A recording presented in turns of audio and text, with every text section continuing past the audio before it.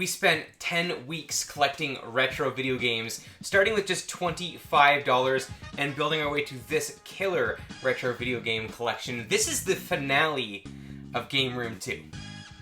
Today I'm going to be answering all of your questions that you had about the entire Game Room 2 process, and we're also going to be taking the contents of Game Room 2 and adding them onto the shelves of the original Game Room.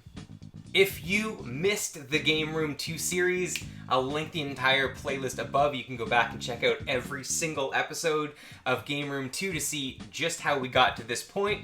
It's an awesome series and it's absolutely worth checking out. Alright, we're going to crack right into it with some of your questions to start off. And one of the first ones came from Christopher Schultz, and it was, did we ever get a total of what Game Room 2 was worth?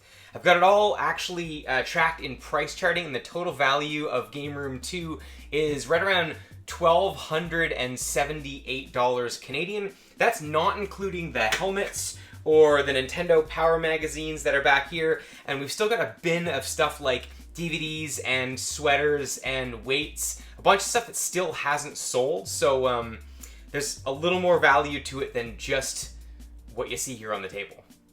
Alright, the GS Life asks, how do you compensate with all the storage? How do you manage the losses? And how do you have time to handle all of this? The storage, well, I try to keep things as compact as possible because I don't have a lot of room in this game room. Luckily, we weren't too bad for losses with this particular collection, but generally, when stuff doesn't sell, I'll just take it and donate it right back to the thrift store again, and then get a coupon that saves me a little bit on my next purchase at the thrift store, and it doesn't tend to hurt as badly when I take a loss that way. How do I have time to handle all this? Yeah, it's a very time-intensive process. That's why we're ending Season 1 of Game Room 2 for now, and yeah, it does take a lot of time to buy, sell, flip, hunt, test, clean, and also edit and produce all the content for you. So yeah, it is a very time-consuming process for sure. Nick Brown asks, what are you most excited to keep from Game Room 2 and add to Game Room 1?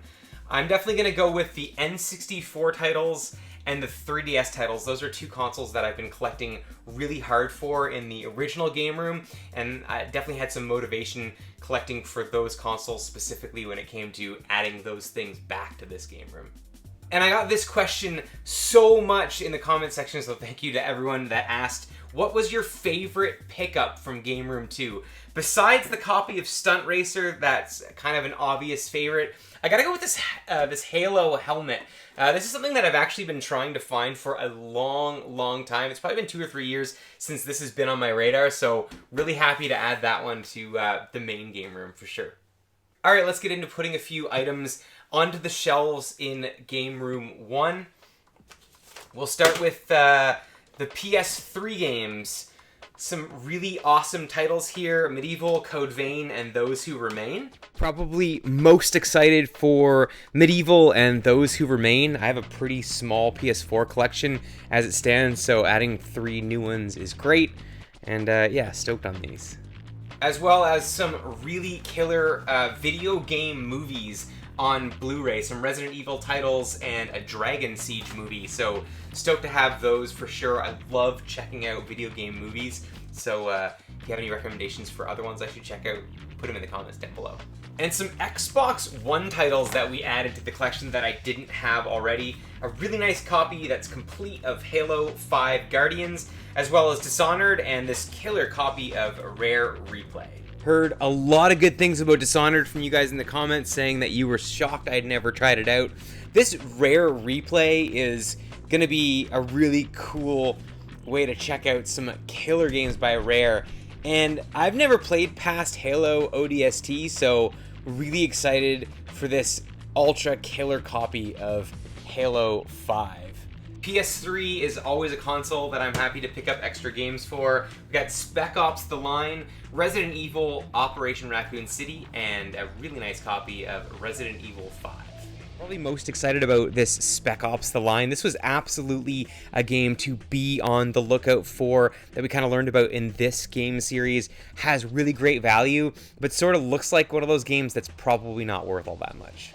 Let's get a few more questions from you guys. And Gift Talks asks, okay, so you have the Killzone helmet. I gotta ask, have you played Killzone? Did you enjoy it? And was there a pickup that you didn't expect to like, but really enjoyed? I have not yet played the Killzone series. I did play the Killzone game that was on the PSP years ago and really liked it. Definitely stoked to check out the Killzone 3 game that I got that came along with this helmet.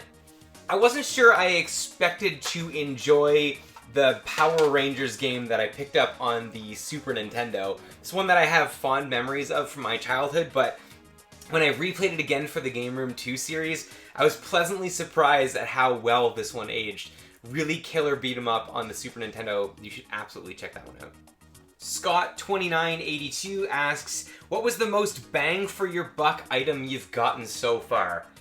I'd say everything that you don't see on the table were where the deals were. A lot of the stuff that I flipped to purchase everything you see on the table was not video game stuff. Things like snow sleds, a keyboard that I bought, weights. There were some, even Legos. There was a lot of weird stuff that I sold that made a ton of cash, really great bang for your buck items that I used to buy stuff on this table.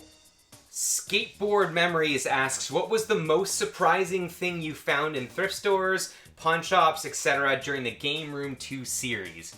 I gotta go with this complete in-box Nintendo Classic. I actually couldn't believe I found this in the thrift store, especially in the kind of condition that it's in. This is the sort of thing I rarely have found in all the years I've been collecting at thrift stores specifically. It was a really good price, and yeah, it was really hard not to sell this one throughout the process of Game Room 2. As you see, I've got one in my original Game Room already, but I actually really wanted to keep this backup box version on the shelves, so yeah, that was definitely probably one of the most surprising things that I found. Phobiwan Collecting asks, how is the retro gaming community on the East Coast in Canada? Small but mighty.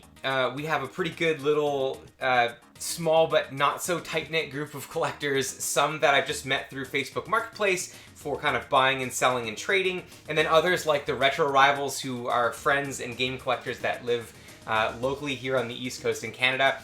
And actually a few Twitch streamers too that, although I haven't met them in person, I've reached out online to, and yeah, some pretty cool folks. Starry Knight 64 asks, are you planning on restarting a new $25 collection? What are you planning on doing with the old one? I really hope to start a Season 2 of Game Room 2. If I do, it'll be in September. We'll have to see how work goes for the next season and whether it's going to pull me away from this Game Room and hopefully let us start another one. And what are you planning on doing with the old one? It's right here, and we're going to put a few more games on the shelf right now. We've got 4 PS2 games headed onto the shelves of the original Game Room, and they are Super Bust-A-Move, Rock Band Country Track Pack, SmackDown vs. Raw, not really for me, and Grand Theft Auto San Andreas we already have in the collection. But I am going to be keeping Super Bust-A-Move strictly for that cover art, and I collect and play all of my Guitar Hero and Rock Band games on the PlayStation 2, so Rock Band Country Track Pack is absolutely going to be sticking around and being added to the collection for the PlayStation 2.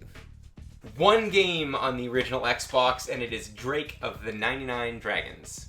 And then something that I'm actually really excited to put on the shelves of Game Room 1 are these Xbox demo discs. This is a really cool little underrated thing to collect for. I used to work at a coffee shop where we sold loads of magazines, and wish I had been keeping these when we did our returns. Such a cool little piece of Xbox history. 4 games coming into the Super Nintendo collection. They are NHL 94, Tecmo Super Bowl 3, Mighty Morphin Power Rangers, and Mortal Kombat Ultimate 3. Always excited to be adding Super Nintendo games to the collection. This side of the game room is actually getting pretty crowded, so we're probably going to have to be organizing this a little better sometime in the near future. Most excited to be adding Mighty Morphin Power Rangers to the collection. This is a game that one of my friends had as a kid, and we went over to his house and played it all the time. And yeah, it held up. This game is still really good and worth checking out. Really cool beat 'em up, even if you're not a fan of the Power Rangers. Love this one. Easily one of the most satisfying things about owning a game room. All right, let's grab a few more questions. Giggly Hub asks, which platform do you find easier to sell on for video games and other quick flips? Facebook Marketplace or eBay? Easier is absolutely Facebook Marketplace. The transactions, although they can be super annoying, once you get over that, they generally happen really quickly. And of course, not necessarily easier, but fees-wise, you're getting way more of that money right into your own hands because you're not losing 15% to eBay. You're also not spending your resources and time shipping games out to buyers on eBay. So absolutely, first and foremost, try to sell anything that you're flipping locally first before you go to eBay, 100%. Zach Ryan asks, is it safe to say the Michael Jackson games are turning into your low-key bread and butter flips? Yes, it is safe to say that. We bought and sold 3 copies of the Michael Jackson Experience on Nintendo Wii during this season, and yes, it is safe to say they are bread and butter flips. 28 Spokes asks, does looking at a wall of games add... I can't even... Looking at a wall of games cause any sort of dread that you'll never live long enough to play it all? Or do you have a plan in place for an end goal? No, I do. I do not have a plan in place at all. Does it bring on any sort of existential dread?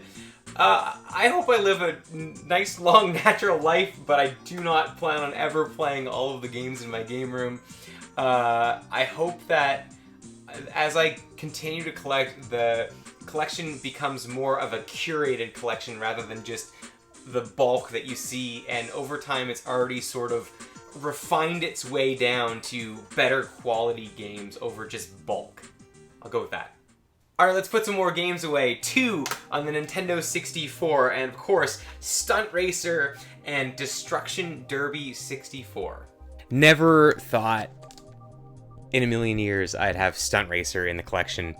I probably walked by this game in Blockbuster as a kid and had no idea what it was. I don't even remember hearing about it, but we are well on our way to a full loose cart North American set, and I'm absolutely stoked to add both of these to the collection.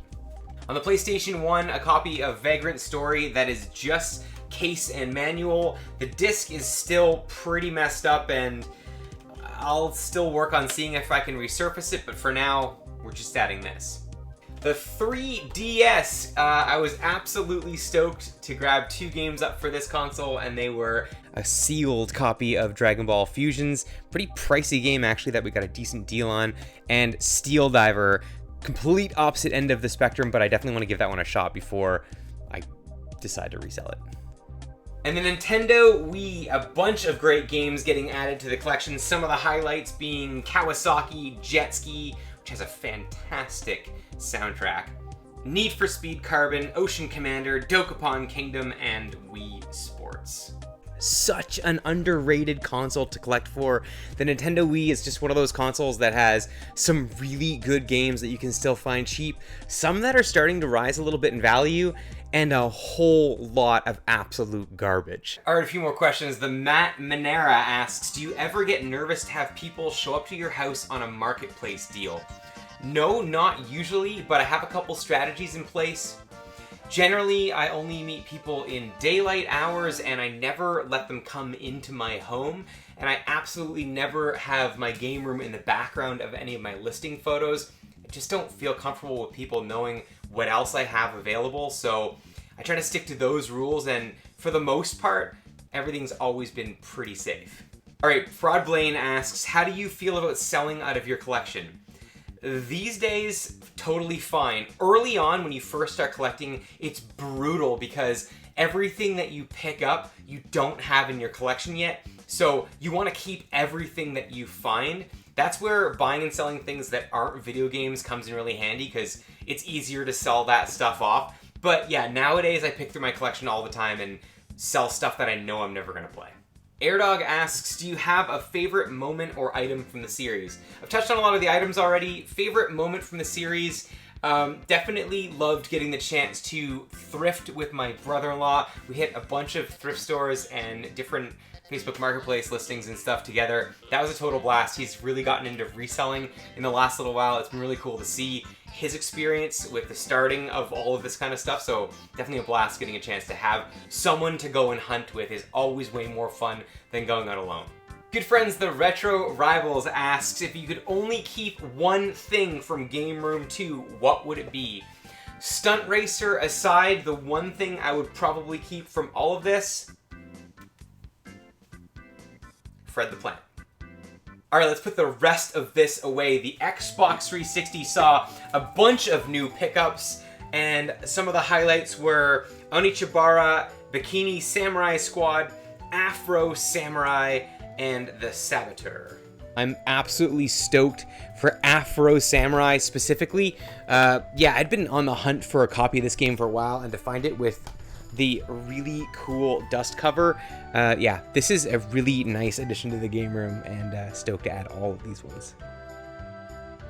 Okay, I'm gonna roll some footage of when I picked this game up. Okay, this might be a really good deal.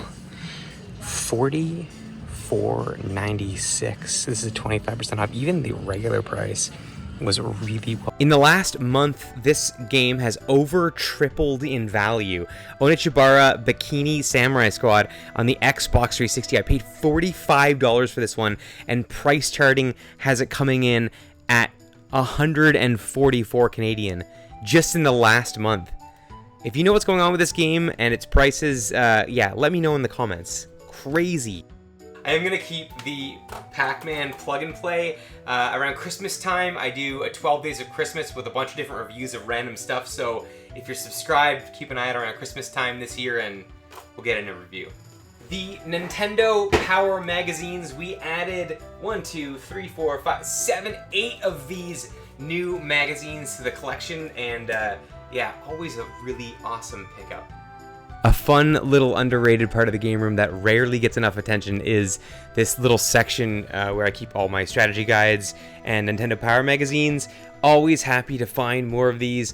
So cool to keep this kind of these kind of artifacts around of like video gaming history, and this kind of print format is absolutely one of the coolest ways that you can preserve that. And I'm going to finish off this recap episode with one last question. It comes from Bexon. What was your end goal with this collection? I really wanted to give you guys, the viewers, a chance to see what reselling and collecting video games could be like in 2024. Is it still possible to flip your way to a retro video game collection? I think a lot of the content that you see from like 10, 20 years ago on YouTube, where people are going to yard sales and thrift stores and finding crazy amounts of stuff, I think those days are sort of behind us now. So what is the climate of hunting nowadays? What does it look like for someone who doesn't have access to huge swap meets in heavily populated areas? Can you still game hunt and flip your way to a collection? I absolutely couldn't have done it if I was only buying and selling video games. It was really cool for me, and hopefully fun for you to watch me find a lot of non-video game related things to flip in order to fund what ended up being a pretty killer little collection. And our giveaway for the copy of Cult of the Lamb on the Nintendo Switch went out to Gift Talks. Thanks so much for your question. You can reach out to me on Instagram would be preferable, and I will get you set up with your brand new copy of Cult of Lamb. I want to say a huge thank you to everybody who's stuck around since the very first episode all the way to the last. Game Room 2 was like a really successful little series on my channel, and it's been, although it's been a ton of work, it's been so much fun to put out for you guys. I've really enjoyed every step of it, and thanks so much to everyone who's reached out over the course of the series to say how much you've enjoyed the videos. All that good stuff kind of keeps me going. So thank you so much. Hopefully we'll have another season out for you. Thanks so much for all the likes, comments, subscribes. All that stuff goes a long way into helping my channel grow. I so appreciate it, and I'll catch you on the next one.